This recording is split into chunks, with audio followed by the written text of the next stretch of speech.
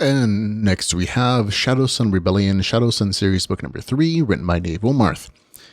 It is about 500 pages. Amazon, as of this recording, doesn't actually have an actual page count for this. Some assumes 500 to 600 pages. It is $5.99. It is available on Kindle Unlimited. Here's the author's description. The 1-year stabilization period has ended, and the aliens are colonizing Earth. Allistor and his people have prepared as well as possible, and now they'll find out if it was enough.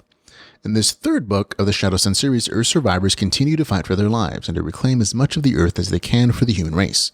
More than one alien faction threatens their existence, while others prove to be staunch allies. Allistor and company learn more about the system, its mechanics, and politics, and take the first steps into bringing their fight to enemies off-world. So there we go. Full disclosure, I received an advance copy for review. I purchased a copy when it became available. This is just another fun read in the Shadow Sun series. I think a lot of people have fallen in love with it. Good action adventure. There's some survivalist RPG stuff in the first novel.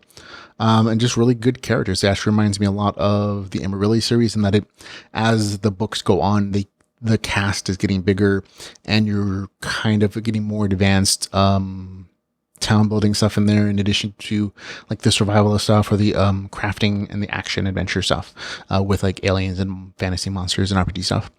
In this novel, in the third book, the group continues to expand their holdings while trying to fend off alien attacks. Now that their safe period is over, there are fewer survival elements, and that's just a product of this novel taking place like over the course of like a year. This third book takes place after that initial year setup, so there's less of a need in the story for those survival elements because the main group and its characters have already done the survival stuff. However, there's still very similar elements of tension to what a survival story has, and that not everything is necessarily straightforward action adventure. Some of it has very tension over trust issues, reputations, and resource scarcity.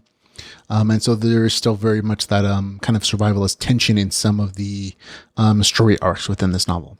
But there's still good action here, as there have in previous books, with fighting against monsters, aliens, and other humans still fighting and conflicting.